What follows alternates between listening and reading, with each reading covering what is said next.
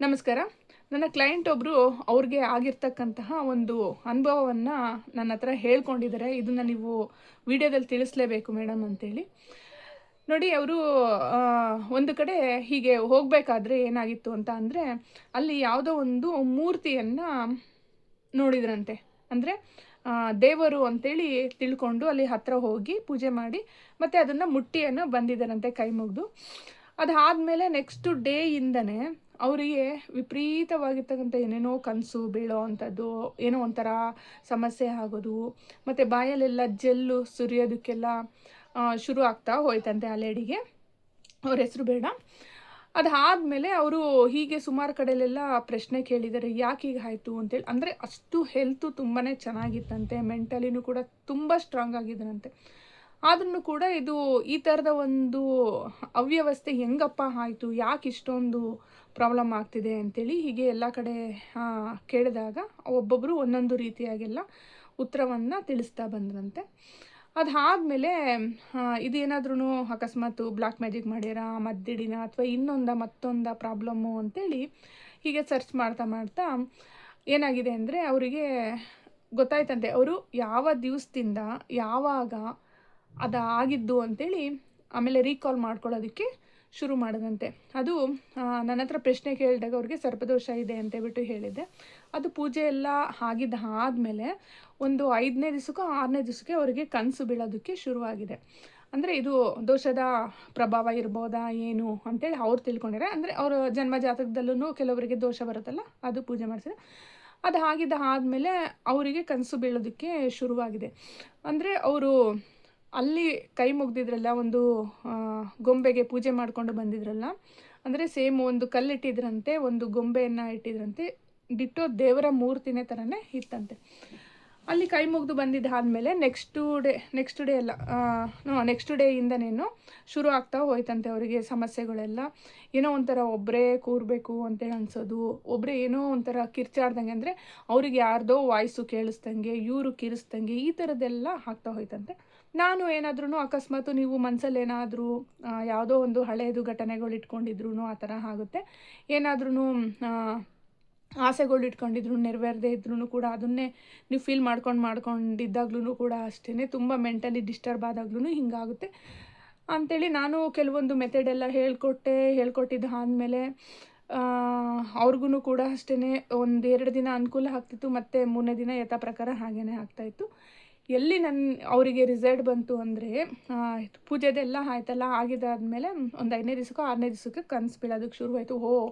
ಇಂಥ ಕಡೆನೇ ಹೋಗಿದ್ದೆ, ಹಿಂಗೆ ಕೈ ಮುಗಿದಿದೆ, ಅದಾದಮೇಲೆ ಈ ಥರ ಸಮಸ್ಯೆ ಆಗ್ತಾ ಬಂತು ಅಂಥೇಳಿ ಅವರು ತಿಳ್ಕೊಳ್ಳೋದಕ್ಕೆ ಶುರು ಮಾಡಿದ್ರು. ಅದಾದಮೇಲೆ ನನ್ನ ಹತ್ರ ಕೇಳಿದ್ರು, ಅದಕ್ಕೆ ಏನೇನು ಸೊಲ್ಯೂಷನ್ ಬೇಕೋ ಅದನ್ನೆಲ್ಲದನ್ನು ಕೂಡ ಅಷ್ಟೇ ಹೇಳಿದ್ದಾಯಿತು, ಅದನ್ನೆಲ್ಲ ಮಾಡಿಸಿದ್ದಾರೆ. ಅಂದರೆ ಇದರಲ್ಲಿ ನಾವು ತಿಳ್ಕೊಳ್ಬೇಕಾಗಿರೋ ವಿಷಯ ಏನಪ್ಪ ಅಂತ ಅಂದರೆ, ಇವಾಗ ಕೆಲವೊಬ್ಬೊಬ್ಬರ ಒಂದು ದೇಹದಲ್ಲಿ ಏನಾದ್ರೂ ಕೆಟ್ಟದ್ದು ಸೇರಿಕೊಂಡಿದ್ದಾಗ, ಅಥವಾ ಏನಾದ್ರು ಬ್ಲ್ಯಾಕ್ ಮ್ಯಾಜಿಕ್ ಮಾಡಿ ಅವರ ಒಂದು ಬಾಡಿಯಿಂದ, ಇವಾಗ ನೋಡಿ ನಾವು ನಿಂಬೆಹಣ್ಣು ನಿವುಳಿಸಿ ಬೀದಿಗೆ ಹಾಕೋದು, ಮೆಣಸಿನ್ಕಾಯಿ ಎಲ್ಲ ನಿವುಳಿಸಿ ಬೀದಿಗೆ ಹಾಕೋದು, ಅಂದರೆ ನಿವುಳಿಸಿದಾಗ ಏನಾಗುತ್ತೆ, ನಮ್ಮಲ್ಲಿರೋ ನೆಗೆಟಿವ್ ಎನರ್ಜಿ ಎಲ್ಲ ಹೊರಟೋಗುತ್ತೆ. ಅದು 3 ದಾರಿಗೆ ಎಸಿಬೇಕು ಅಂತ ಅಂತಾರಲ್ವ, ಅದು ಬೇರೆ ಯಾರಾದ್ರೂ ಫಸ್ಟ್ ತುಳ್ಕೊಂಡೋಗಿರಲ್ಲ, ಅವರಿಗೆ ಅದು ಕನೆಕ್ಟ್ ಆಗುತ್ತಲ್ವ. ಅದೇ ಥರನೇ ಇದೂ ಕೂಡ ಅಷ್ಟೇ, ಅವ್ರ ದೇಹದಲ್ಲಿರ್ತಕ್ಕಂಥದ್ದು ಏನೋ ಒಂದು ಸೇರ್ಕೊಂಡಿರುತ್ತೆ, ಅಥವಾ ಏನೋ ಒಂದು ಪ್ರಾಬ್ಲಮ್ ಆಗಿರುತ್ತೆ. ಕೆಲವೊಂದೊಂದು ಮಾನಸಿಕ ಇರ್ಬೋದು, ಕೆಲವೊಂದೊಂದು ಸತ್ಯ ಇರ್ಬೋದು. ಅಂಥದ್ದು ಏನಾಗಿರುತ್ತೆ ಅದನ್ನು ಇಲ್ಲಿಗೆ ಶಿಫ್ಟ್ ಮಾಡಿರ್ತಾರೆ. ಅದನ್ನು ಈಗ ನಾವು ಹಳೆ ಕಾಲದ್ದು ಫಿಲಮ್ಗಳಲ್ಲೆಲ್ಲ ನೋಡಿರ್ಬೋದು, ಅವರ ಪ್ರಾಣಶಕ್ತಿನೆಲ್ಲ ಗಿಳಿ ಒಳಗಡೆ ಇಡೋ ಅಂಥದ್ದಂತೆ, ಆ ಗಿಳಿಗೆ ಕಾಲು ಮುರಿದ್ರು ಅವ್ರ ಕಾಲು ಇದಾಗ್ತಿತ್ತಂತೆ, ಹೀಗೆ ಆ ಥರದ್ದೆಲ್ಲ ನಾವು ಫಿಲಮಲ್ಲೆಲ್ಲ ನೋಡ್ತೀವಲ್ಲ, ಅದು ಕೆಲವೊಂದು ಕಡೆಯಲ್ಲೆಲ್ಲ ಸತ್ಯವಾಗಿಯೂ ಕೂಡ ನಡೆಯುತ್ತೆ. ಅಂದರೆ ಅಂಥ ಪವರ್ಫುಲ್ ಇರ್ತಕ್ಕಂಥ ವ್ಯಕ್ತಿ ಏನಾದರೂ ಮಾಡಿದಾಗ ಮಾತ್ರ ಅಷ್ಟೇ, ಎಲ್ಲರಿಗೂ ಕೂಡ ಸಾಧ್ಯ ಆಗೋದಿಲ್ಲ. ಈ ಥರ ಇದ್ದಂಥ ಸಂದರ್ಭದಲ್ಲಿ ಅವರು ಹೋಗಿ, ಅಂದರೆ ಯಾರಾದರೂ ಮುಟ್ಲಿ, ಇದು ದೇವರು ಅಂತ ತಿಳ್ಕೊಂಡು ಅಂತ ದೇವ್ರ ಥರನೇ ಮಾಡಿಕೊಂಡು ಅದನ್ನು ರೆಡಿ ಮಾಡಿಟ್ಟು ಹೋಗಿರ್ತಾರೆ. ನಾನು ಸುಮಾರು ಕಡೆಯಲ್ಲೆಲ್ಲ ನಾನು ನೋಡಿದ್ದೀನಿ, ಆ ಥರ ಒಂದು ಮಣ್ಣಿನ ಗೊಂಬೆ ಥರ ಮಾಡ್ತಾರೆ, ಇಲ್ಲ ಅಂದರೆ ಒಂದು ಮರದ್ದು ಇದ್ರ ಥರ ಮಾಡ್ಯಾರೇನೋ, ಕುಡಿಕೆ ಎಲ್ಲ ಇಟ್ಟು ಆ ಥರದ್ದೆಲ್ಲ ಮಾಡಿಟ್ಟು ಹೋಗಿರ್ತಾರೆ. ನಾನು ಹಳೇದು ಸುಮಾರು 1.5 ವರ್ಷದಿಂದ ಏನೋ ಒಂದು ವಿಡಿಯೋದಲ್ಲೂ ಕೂಡ ಹೇಳಿದ್ದೀನಿ. ಆ ಥರ ಇದ್ದಂಥ ಸಂದರ್ಭದಲ್ಲಿ ಹೋಗಬೇಡಿ. ಈಗ ಮಾಮೂಲಾಗಿ ನಮ್ಗೆ ದೇವಸ್ಥಾನ ಅಂದರೆ ಯಾವುದು ಅಂತ ಗೊತ್ತೇ ಇರುತ್ತಲ್ವ, ಎಲ್ಲಂದ್ರಲ್ಲೇ ಕೈ ಮುಗಿಯೋದು, ಎಲ್ಲಂದ್ರಲ್ಲೇ ಹೋಗೋದು, ಮುಟ್ಟೋದು ಹಾಗೆಲ್ಲ ಮಾಡಬಾರ್ದು.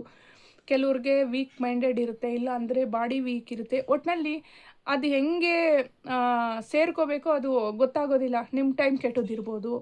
ಅದಕ್ಕೆ ಈ ಲೇಡಿಗೆ ಆ ಥರ ಬಂದು ಸೇರಿ ಸುಮಾರು ತ್ರಾಸು ಕೊಟ್ಬಿಟ್ಟಿದೆ. ಹಾಗಾಗಿ ಎಲ್ಲೇ ಏನೇ ನೋಡಿದ್ರೂ ಕೂಡ ಅಷ್ಟೇ ಕೈ ಮುಗಿಯೋದು, ಹೋಗಿ ಹತ್ತಿರ ಮುಟ್ಟ ಹಾಗೆಲ್ಲ ಮಾಡಬೇಡಿ. ನಮಗೆ ಗೊತ್ತಿರುತ್ತೆ ಅದು ಓಕೆ ದೇವಸ್ಥಾನ ದೇವರು ಅಂಥೇಳಿ.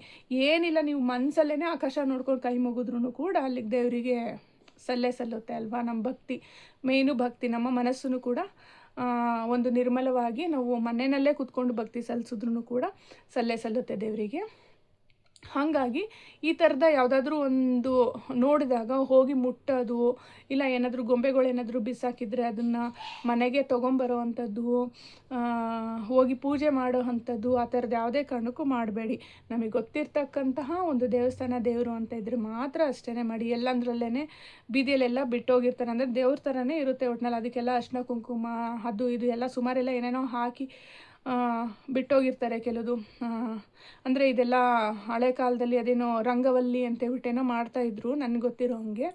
ಅದನ್ನು ತೊಗೊಂಬಂದು ರಂಗೋಲಿ ಮೇಲಿಟ್ಟು ರಂಗೋಲಿ ಮಧ್ಯ ಇದು ಮಾಡಿ ಹೋಗ್ತಿದ್ರು.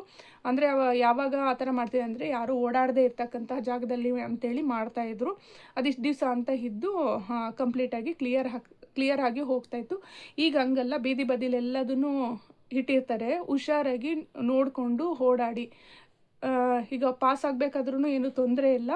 ಬಟ್ ಅದನ್ನು ಹತ್ತಿರ ಹೋಗೋದು, ಈಗ ಕಣ್ಣಲ್ಲಿ ಕಣ್ಣಿಟ್ಟು ದೃಷ್ಟಿ ಇಟ್ಟು ನೋಡೋ ಅಂಥದ್ದು, ಅದನ್ನು ಗೊಂಬೆನ ಮತ್ತು ಮುಟ್ಟೋ ಅಂಥದ್ದು, ಆ ಥರದ್ದೆಲ್ಲ ಮಾಡಬೇಡಿ.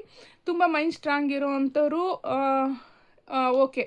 ಬಟ್ ಇವಾಗ ತುಂಬ ವೀಕ್ ಇರ್ತಾರೆ ಅಂತ ತಿಳ್ಕೊಳ್ಳಿ, ಅವರ ಬಾಡಿ ನೇಚರೂ ಅಷ್ಟೇ ವೀಕ್ ಇರುತ್ತೆ.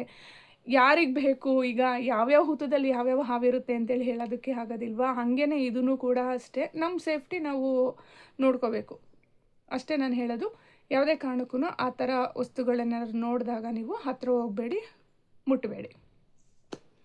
ನೋಡಿದ್ರಲ್ಲ, ಇವತ್ತಿನ ಈ ವಿಡಿಯೋ ಇಷ್ಟ ಆದರೆ ಲೈಕ್ ಮಾಡಿ. ಇನ್ನಷ್ಟು ವೀಡಿಯೋಸ್ಕೊಂಡು ನೋಡಬೇಕು ಅಂದರೆ ಸಬ್ಸ್ಕ್ರೈಬ್ ಮಾಡ್ಕೊಳ್ಳಿ. ನೆಕ್ಸ್ಟ್ ಇನ್ನೊಂದು ಒಳ್ಳೆಯ ವಿಡಿಯೋದೊಂದಿಗೆ ಭೇಟಿಯಾಗೋಣ. ನಮಸ್ಕಾರ.